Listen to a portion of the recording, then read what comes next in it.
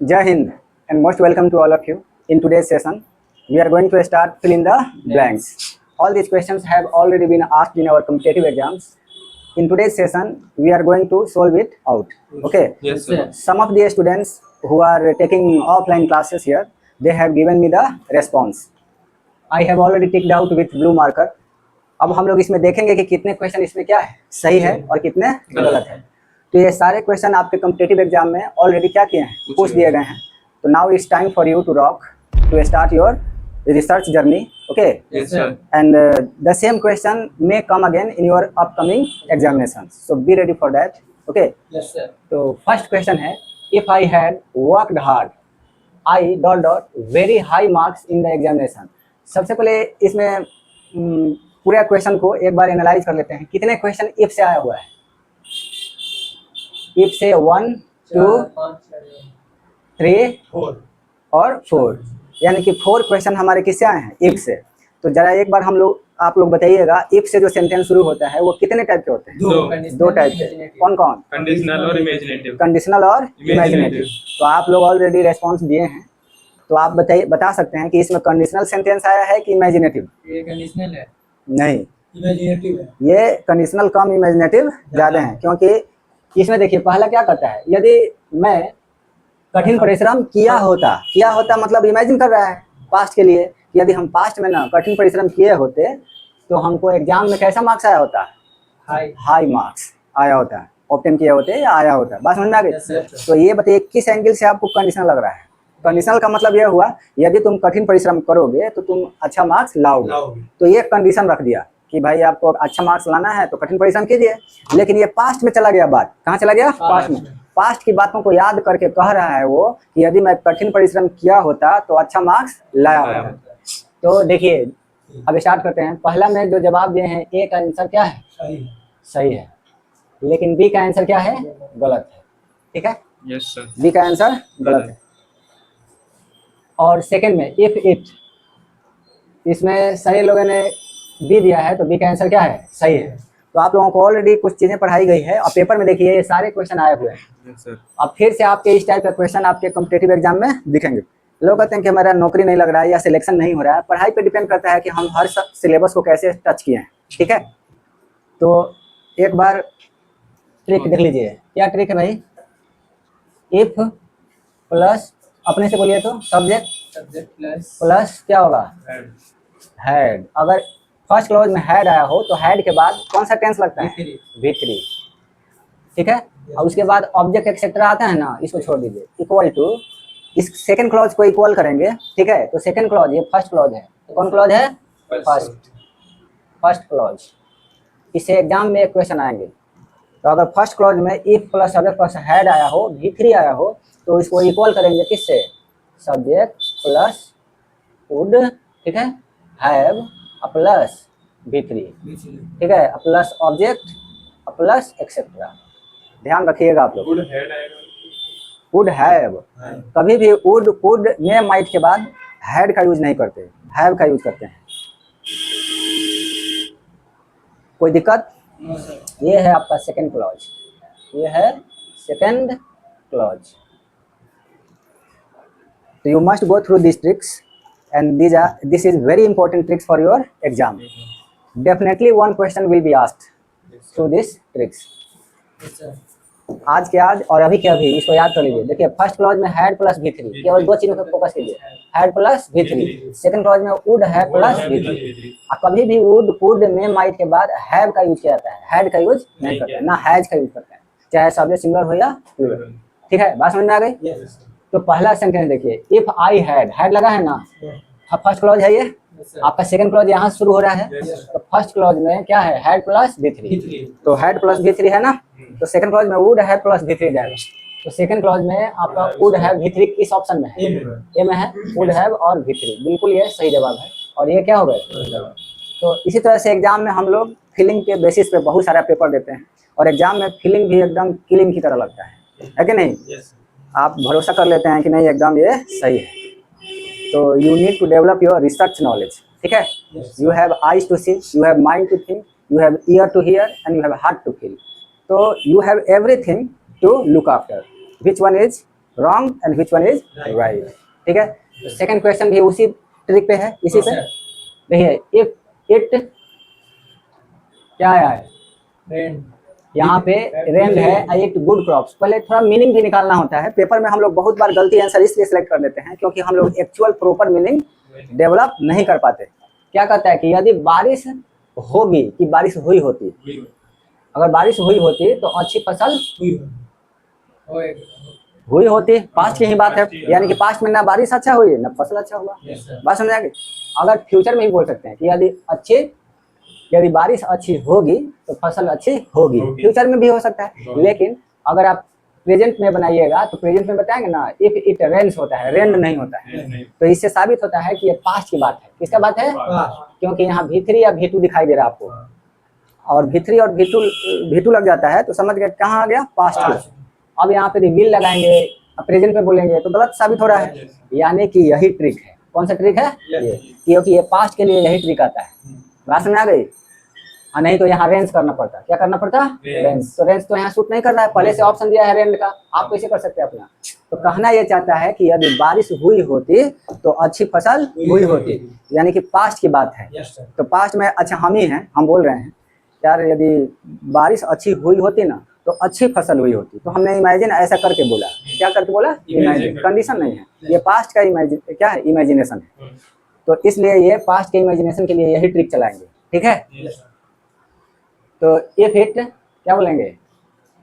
पहला में तो हैड आएगा, फर्स्ट क्लॉज में क्या आएगा? हैड, और सेकंड में वुड हैव और V3 किसमें है? बी में वुड है, यहाँ हैड है, ठीक है, और वुड हैव भी है। लेकिन ये सब लोगों का गलत जवाब है।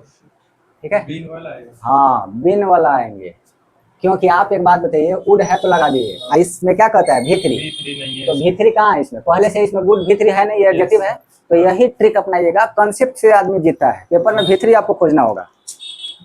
हाँ, तो V3 यहाँ पे है। बात समझ में आ गई? अब बताइए, थोड़ा थोड़ा के लिए इस तरह से अगर हमारा प्रैक्टिस अप टू डेट नहीं है, हम कमजोर पड़ जा रहे हैं, तो हमारा रिजल्ट आएगा अच्छा है। लड़का हो या लड़की, जो पढ़ेगा रिजल्ट वही ले जाएगा। बात समझ में आ गई?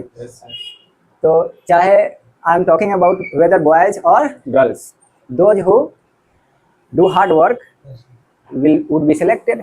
बात समझ में आ गई? तो कोई भी हार्ड वर्क करेगा उसको क्या किया जाएगा? सिलेक्ट कर लेगा।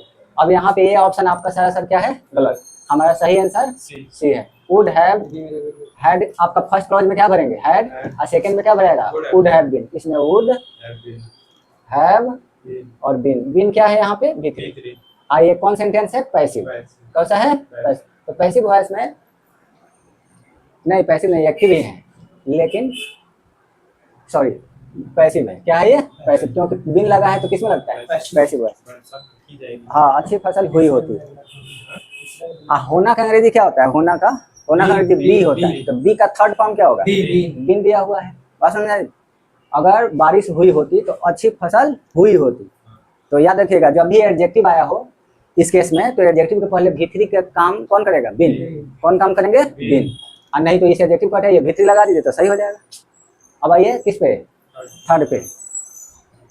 What dot dot you would, sorry dot dot है you do if you dot dot there. अब इसका पहले मीनिंग निकालिए, क्या कहना चाहते हैं ऑप्शन के साथ अकॉर्डिंग? क्या कहना क्या चाहते हैं? हिंदी में क्या बोलेंगे आप? तुम क्या करते हो तुम वहाँ रहते? तुम क्या करते अगर तुम वहाँ रहते? सही है भाई ठीक है। यदि तुम वहाँ होते तो तुम क्या करते? कहना ये चाहते, यदि तुम वहाँ होते तो तुम क्या करते? यदि तुम वहाँ रहोगे तो क्या करोगे? ऐसा भी सोच सकते हैं। चलिए देखते हैं ऑप्शन में कौन सा है। यहाँ पे देखिए, व्हाट कैन यू डू। मान लिया कि कैन हमको अच्छा लग रहा है, तुम क्या कर सकते हो? दूसरा में क्या दिया है? इफ यू आर देयर, यदि तुम वहाँ हो। यदि तुम वहाँ हो तो तुम क्या कर सकते हो? भाई भर सकते हैं, इसमें कोई दिक्कत नहीं है, क्योंकि अब जबरदस्त ऐसा नहीं है। और हम ऐसे भी तो बोल सकते हैं, अगर तुम वहाँ, सॉरी तुम क्या कर सकते हो यदि तुम वहाँ हो। यदि तुम वहाँ हो तो तुम क्या कर सकते हो? आप गुस्सा में नहीं बोल सकते, तुम हो वहाँ पे तो क्या कर सकते हो? अच्छा, अब इसमें देखते हैं कौन सा सुटेबल ऑप्शन है। बी है। B, what will you do, तुम क्या करोगे यदि तुम वहाँ होगे। ये तो होगा भाई सही अभी है, सही अभी है। ठीक है, हम गलत कैसे कर दें? और अब देखिए, what you do if you, what would you do if you were there, ये गजब फंसा दिया। देखिए यहाँ पे ये भी सही जा रहा है, ये भी सही जा रहा है, ठीक है, और ये भी सही जा रहा है, लेकिन इतने सारे सही ऑप्शन होंगे नहीं। अब बात आ गई इमेजिनेशन पे। अब पास्ट की बात कर दिया कि यदि तुम वहाँ होते तो तुम क्या करते, ठीक है। नहीं तो हम ये दोनों को भी सही मान रहे हैं, तो इसलिए हमको फाइनली किसको सेलेक्ट करना पड़ेगा, इसको।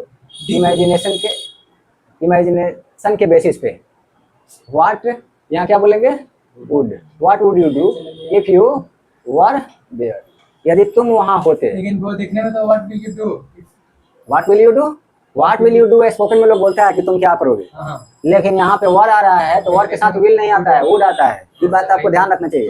वहाँ पे उड़ाएगा ना, डी में आप लोग बोल रहे हैं इसमें उड़ाएगा। इफ वाला सेंटेंस ये है, उल्टा कर दिया है, पहले ये आता पहले ये आता। आप लोगों को ट्रिक एक बार याद कर लेते हैं, इफ वाला सीधा, तो यहाँ से पकड़िए ना, यहाँ पे क्या है, इफ लगा है ना, ये इमेजिनेटिव सेंटेंस है। ऐसा सेंटेंस है इमेजिनेटिव, यदि तुम वहाँ होते तो तुम क्या करते। तो इफ वाला अगर सब शुरू में कर लीजिए, if you were there what would you do, ठीक है। 50% पलट दिया, आगे कर दिया। इसका ट्रिक पता चल गया ना आप लोगों को। दूसरा हम याद हो गया ये, दूसरा ट्रिक कहाँ लिखे, ऊपर लिख दें, हाँ जी, चलिए यहाँ पे लिख देते हैं।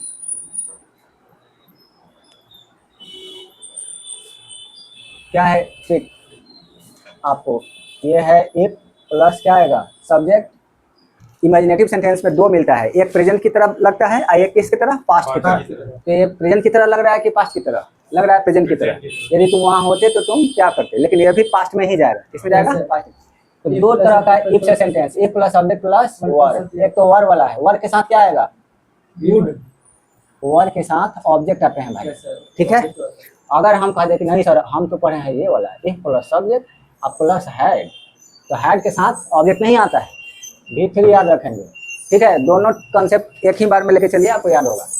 ये फर्स्ट क्लॉज हो गया दोनों का। अब ऑब्जेक्ट एक्सेट्रा आते रहते हैं, उस पर ध्यान नहीं देना है। आगे जो इक्वल करेंगे दूसरा क्लॉज, वो किसे आएगा, समीकरण की तरह। ये जो आपका समीकरण है किससे बड़े इक्वल करेंगे, सेकंड क्लॉज से। तो सेकंड में क्या आएगा, सब्जेक्ट प्लस वुड प्लस, खाली छापेंगे आप लोग, है प्लस भी3। जवाब कौन देगा, या यहाँ बिन भी लगाना होगा, ठीक है। बाद में क्या देंगे, ऑब्जेक्ट एक्सेट्रा, अब देते रहिए। उसका तो फिर सॉरी इसका नहीं होगा, इसमें क्या है, वर प्लस ऑब्जेक्ट है ना, तो वर प्लस ऑब्जेक्ट में वुड हैव नहीं लगता है, वुड प्लस भी1 हो गया ना। अब एक बार समझिए, पहले क्या बताया मैंने, वर प्लस क्या है, ऑब्जेक्ट, तो इधर क्या होगा, वुड प्लस भी1 प्लस ऑब्जेक्ट, ठीक है। और हैड प्लस भी3 हो तो इक्वल डॉट डॉट कर लीजिए। इसको किससे इक्वल करेंगे, subject plus would plus have plus भी3 या बिन। बात समझ में आ गई। तो I hope you might have enjoyed the session and you try to understand the tricks and concept first of all, ठीक है। Develop your short tricks, short concept, ठीक है। Where is concept, concept is in the mind of a man. कोई भी game जितना हो, अगर आपका कॉन्सेप्ट एकदम ठीक है, कूल है, तो आप कूल है। आपका कॉन्सेप्ट गड़बड़ है, आप हॉट है। हॉट का मतलब काम गड़बड़ होगा, ठीक है। इन ए हॉट हेस्ट सुना है कि नहीं, जल्दीबाजी में उन लोग को जल्दीबाजी लगता है जिनका कॉन्सेप्ट कमजोर होता है। एग्जाम में लगेगा कि अरे जल्दी करो के चक्कर में बहुत गलती कर देते हैं। और जो कॉन्सेप्ट ठीक ठाक है, कूल है, उसको जल्दीबाजी से नहीं, वो अपना स्कोर बना लेता है, मतलब एग्जाम का। दोनों ट्रिक याद हो गए। चलिए अब कौन सा क्वेश्चन पे आते हैं, 7 4 नंबर। अब ये तो हो गया ना। अब इस कॉन्सेप्ट को समझिए, यही क्वेश्चन था कि इफ यू वर, यहाँ पे क्या आ गया, वर। यहाँ पे देखिए वुड यू डू, ये क्या है, भी1 है ना, तो सेट कर गया ये। नहीं तो सही तो ये भी था, ये भी था, तो इन दोनों को हमको मजबूरन में काटना पड़ रहा है, क्योंकि ये सही आंसर, दो आंसर सही हो जाए तो डाउट हो जाता है। अब कंफर्म हो गया कि आंसर सही कौन होगा, सी। तो पेपर में कभी कभी ऐसा भी रीजनिंग अपना अप्लाई करेंगे। 4 नंबर में, if I dot dot a king I dot dot you my queen, तेरा मीनिंग निकालिए तो इसका क्या होगा। एक राजा होता है, तुम हमारी रानी होती। हाँ, तो लोगों का तो यही सोच है, यदि मैं राजा होता तो हम तुमको रानी बना लिए होते। तुम सुंदर हो, पढ़े लिखे हो चाहे नहीं हो, हमको कोई मतलब नहीं है कि नहीं। लोग रानी बनाने को बहुत सोचते हैं, ठीक है। आप किसको रानी बनाना चाहते हैं? एक्चुअल में वो रानी नहीं है, वो दिख रही है अच्छी, सड़क पे टहल रही है अच्छी, इसलिए आप सोचते हैं कि हम उसको क्या बना लें। हाँ चलो, लेकिन आप लोग प्लीज ऐसा ना करें, आपका भी अपना। चलिए राजा बनिए आप। इफ आई, अब कौन सा आंसर है? सी, बिल्कुल सही जवाब, क्योंकि यहाँ ऑब्जेक्ट आ गया है। क्या आ गया है? ऑब्जेक्ट। इफ आई, यहाँ पे क्या होगा? वर्ड। यदि मैं राजा होता, I would make you my queen, यहाँ पे वुड आएंगे और मेक क्या आएगा? V1। ठीक है, हो गया। अब कोई स्टूडेंट अगर अच्छा से ट्रिक नहीं पढ़ा है, कंसेप्ट नहीं जानता है, उसको एग्जाम में जाके ए मार दे। क्या मार दे? ए मार दिया है तो गलत हो गया। कोई भी मारे हमको अभी। अब देखिए, आप जैसे बोले ना कि अपनी पर्सनल लाइफ या किसी चीज को, हम लोग दूसरे के लाइफ को कंट्रोल नहीं कर सकते। अरे हमारा अपने खुद कंट्रोल नहीं हो रहा है कि नहीं? हम ही कंट्रोल से बाहर जा रहे हैं। हम सबका ठेका थोड़े लिए हैं, बस हमको एक सिलेक्शन चाहिए। कितना? I want only one selection, ठीक है।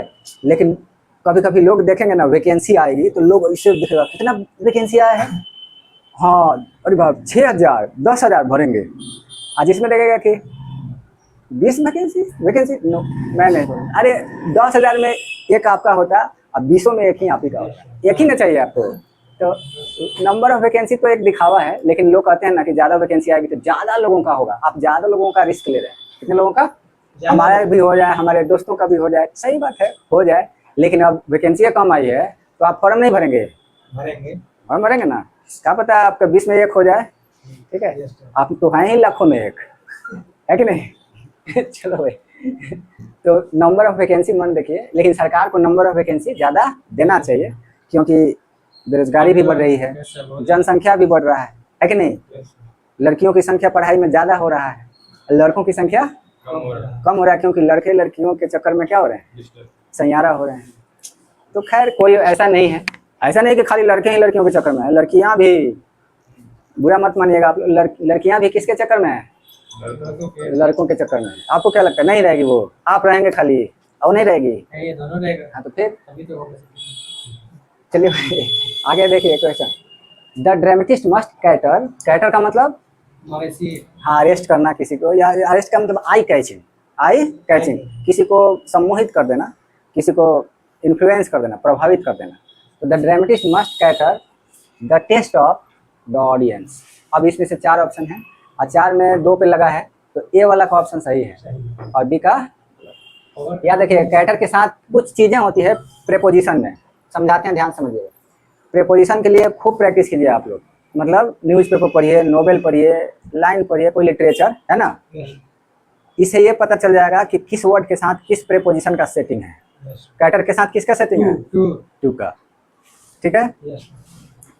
अच्छा, तो इसी तरह से आप लोगों को ऑलरेडी हमने बहुत सारे वर्ड लिखवाए हैं कि हम कहते हैं कि इम्प्लीमेंटेड, इम्प्लीमेंटेड के लिए कंसिस्ट ऑफ, टेक केयर, केवल केयर, केयर ऑफ भी होता है, केयर आई केयर यू बोलेंगे, आई केयर ऑफ यू, ठीक है। तो ये सब न्यूज़पेपर पढ़िए, प्रैक्टिस कीजिए कौन सा प्रेपोजिशन किस वर्ड के साथ आता है, ठीक है। इनोसेंट के साथ, इनोसेंट हम कहें कि ही इज इनोसेंट, इस केस के बारे में वो इनोसेंट है तो ऑफ ही लगेगा, he is innocent of this case. तो हर वर्ड अपना अपना सिलेक्शन लेके चलता है, किसके साथ क्या आएंगे। चार्ज के साथ, चार्ज के साथ विथ, ये हाँ आपको क्रिमिनल का चार्ज लगाया जाता है, तो यूर चार्ज विथ है क्रिमिनल, चार्ज विथ है क्रिमिनल। बैंक के साथ, बैंक के साथ ऑन, जैसे मैं आप पे भरोसा नहीं कर सकता या मैं आप पे भरोसा नहीं कर सकती, तो I can't bank on you. तो ये सब खूब प्रैक्टिस करेंगे। आप प्रीपोजिशन अपने से चेक आउट कीजिए, टू लगा है, फॉर लगा है, बाई लगा है, वर्ड क्या है, कैटर के साथ टू। तो 6 नंबर पे आइए, आई कॉम्प्लीमेंटेड हिम। हाँ बिल्कुल, सारे लोगों का क्या है, सही है, क्योंकि आप किसी के सक्सेस पे, सक्सेस क्या है, जस्ट लाइक अपॉर्चुनिटी है, तो अपॉर्चुनिटी के लिए किसका यूज करेंगे, ऑन। ऐसा अपॉर्चुनिटी कहाँ मिलता है किसी को, सफलता वाला। बहुत लोग इस दुनिया में हैं, क्या सब लोग सफल हो जाते हैं? अगर वो सब लोग सफल हो जाते हैं तो जो विफल होते हैं भी तो सफल लोगों के उनके जीवन में उनका भी कुछ योगदान होता है कि नहीं। अब सारा लोग इस दुनिया में क्या हो जाए, कलेक्टर हो जाए, तो बताओ आपका नीचे ग्रेड का जो नौकरी है वो कौन करेगा? उसको भी तो संभालने वाला कोई चाहिए। कलेक्टर भी डिपेंड रहता है। हाँ, कलेक्टर भी बना है किसके लिए? आपके लिए। तो हर बड़ा पोस्ट, हर छोटे पोस्ट सब क्या है, मिली जुली है। अब यह है कि आप जितना मेहनत करेंगे तो आप बड़े पोस्ट के लिए आप एलिजिबल हैं, है कि नहीं। तो सक्सेस के लिए किसका यूज करेंगे? अपॉर्चुनिटी। ये क्या है? अपॉर्चुनिटी। अपॉर्चुनिटी हो या ओकेजन, ओकेजन उसके लिए किसका यूज करते हैं? ऑन का। 7 number, if I had not come along at the moment Rahim dot dot the one arrested instead of the real thing. इसमें आपका 2 ऑप्शन है, जो लोगों का बी है गलत है और जिन लोगों का सी है सही है। आप जरा देखिए, मे हैव बीन दिया है, मे हैव बीन, और सेंटेंस में क्या है? आपको देखिए मे हैव बीन, यहाँ पे मे का यूज होगा। यहाँ पे जब सेंटेंस में क्या लगा? हैड। तो हैड का मतलब होता है ये पास्ट टेंस है। कौन टेंस है? पास्ट। हैड प्लस V3 आपको दिख रहा है, तो यहाँ मे का माइट होता ना तो हो जाता। ऐसा नहीं है, आप जिद पे मत करिए, हो जाए, लेकिन थोड़ा सा दिमाग रखिए, ये तो हो ही नहीं सकता। अब यहाँ पे देखिए कैन का पास्ट क्या होता है? वुड। आप खोज रहे होंगे कि हमको वुड मिल जाए, क्या मिल जाए? क्योंकि आप हैड कहे ना, ट्रिक में तो यही है, हैड पहला हैड प्लस V3, तो यहाँ वुड है प्लस V3 हो, तो यहाँ वुड वाला ऑप्शन नहीं है। मजबूरी में हम इसी को सेलेक्ट करेंगे ना, और कोई ऑप्शन नहीं मिला, क्योंकि वुड या वुड काम एक ही कर रहा है। बात समझ नहीं? हैव और बीन लगा है, ये सही आंसर। ठीक है, बाकी में इसमें भी कोई दिक्कत नहीं थी, खाली माइट हो जाता ना ये बेचारा, क्या हो जाता? माइट। तो इसको कोई नहीं रोक सकता था, ये हो जाता। कोई दिक्कत? 8 number question, there were 2 small rooms, इसमें सी ऑप्शन है। अब देखिए कहता है कि there were 2 small rooms in the beach house served as a kitchen. Meaning क्या कहता है कि बीच हाउस में 2 छोटे छोटे रूम थे, जो उसमें से छोटा है, ठीक है, तो वो किचन की तरह है, ठीक है। तो कौन सा ऑप्शन है? सी आप लोग गलत जवाब। याद रखिएगा, ये ऑफ देम तब करते हैं जब सेंटेंस को जोड़ा ना जाए। यहाँ पे जोड़ने का काम हो रहा है, यहाँ पे ऑफ विच होगा, उनमें से, ठीक है, जिसमें से। यहाँ जिसमें से का सेंस, 2 वो बीच के पास रूम है, जिसमें से जो छोटा है वो किचन की तरह सर्व किया जाएगा। जिसमें से, उनमें से नहीं। किसमें से? जिसमें से। देयर वर 2 स्मॉल रूम्स, 2 छोटे छोटे रूम हैं इन the beach house, beach house में, जिसमें से जो, हाँ, जिसमें से जो छोटा है वो किसकी तरह यूज करेंगे? किचन की तरह। तो जिसमें से तो अंग्रेजी ए है। अब देखिए, अब कहने कि स्मॉलर होगा कि स्मॉलेस्ट होगा। बात कितने की हो रही है? 2। तो 2 लोगों में, 2 लोगों के लिए देखिए, आपको बताए थे ना कि 1 के लिए PD, 2 के लिए CD, और 2 से अधिक होता 2 प्लस तब आता SD, सुपरलेटिव। तो हाई सुपरलेटिव तो है, ठीक है। आप सुपरलेटिव कर दे, यहाँ 2 से संख्या बढ़ा दीजिए, 2 नहीं है 5 को कर दीजिए, तब यहाँ पे हम हाई टिक मार देते हैं। अब आपको एक और क्वेश्चन समझाते हैं, 2 की जगह 200 कर लीजिए। कितना कर लीजिए? 200 स्मॉल रूम्स है, जिसमें से जो सबसे छोटा है, अब 200 में से सबसे छोटा है, तो आप किसको टिक मारेंगे? किसको? बी को मारेंगे ना। समझ में आ गई? तो पेपर में यही देखिएगा, 1 के लिए PD, 2 के लिए CD। अभी 2 की बात हो रही है तो कंपैरेटिव डिग्री होगा। जैसे है टॉल है, ये क्या हो जाएगा? टॉलर। क्या हो जाएंगे? टॉलेस्ट। तो इस टाइप के क्वेश्चन एग्जाम में ना बहुत परेशान करता है बैंकिंग वाले को, है, CDS PGT हो या SSC CGL हो, है ना। So I hope you might have enjoyed the session. I have already finished the session very successfully and I have explained with tricks and examples. ठीक है? Now it's your time to revise it and make it up to date. ठीक है? We shall meet again in the next session. Till now, thank you very much and best of luck. जय हिंद।